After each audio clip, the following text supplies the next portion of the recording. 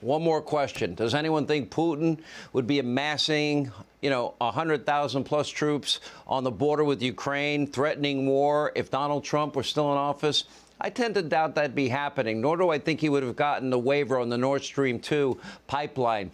But then again, the Trump family never made millions of dollars with Russian oligarchs like the Biden family and zero experience Hunter did. Now, earlier today, South Carolina Senator Lindsey Graham met with the former president, who was on with us last night. He joins us now with more.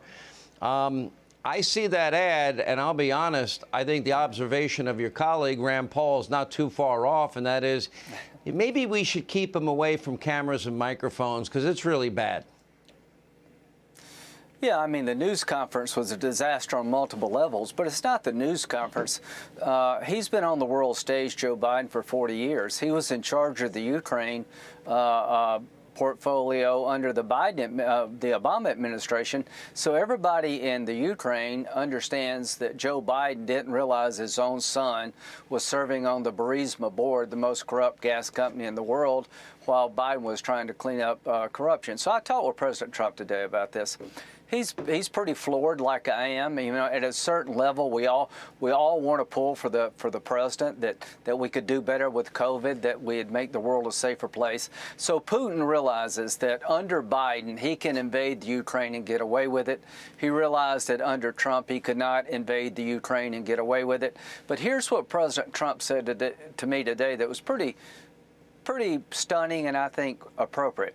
He said, Putin is realizing that Biden's weak, but he doesn't realize that Biden won't be around in 2024. So President Trump said today, if they invade the Ukraine, the Russians, it will make it impossible for any future president to have a normal relationship with Russia, which I thought was a pretty damn wise observation.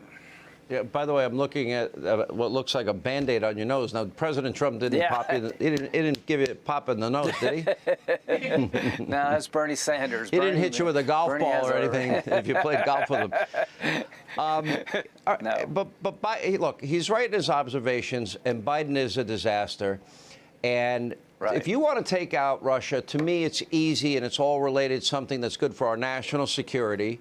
And that is energy independence. And it also is good to stop the 40-year high in inflation, because every price of every item we buy will go down because it will cost less to ship it. And we'll pay less at the pump, less to cool and heat our homes. And that would be the one way out. If I wanted to take on China and stop their territorial ambitions with, for example, Taiwan, I would just form a coalition and stop all importing from China.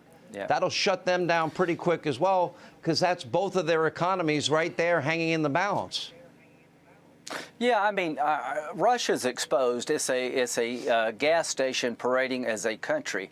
So energy independence for us weakens Russia. The day that America doesn't have to worry about the Mideast in terms of oil and gas is a great day. China is very much connected to the global economy, and when Trump threatened to put tariffs on Chinese products, they changed. When Trump told Mexico, if you don't help me secure our border, I'll put tariffs on your products coming out of Mexico, they changed. So strength works, weakness doesn't. But here's my message to President Biden. You claim that no Republican wants to help you. Well, that's not true. You got to do things that we can help you with. Why don't we put sanctions on Russia now for the buildup, not the invasion? All Democratic sanctions hit Russia after they invade. Let's punish Putin now. And why don't we do a Lend-Lease bill like Senator Cornyn has, doing for the Ukrainians what we did for the British in the early stages of World War II, endless weapons to make sure there are a bunch of dead Russians if you invade Ukraine. Biden cannot adjust his policies on energy. He can't adjust his policies on borders because of the left. He can adjust his policies on the Ukraine, but we're running out of time. I agree. Senator, good to see you.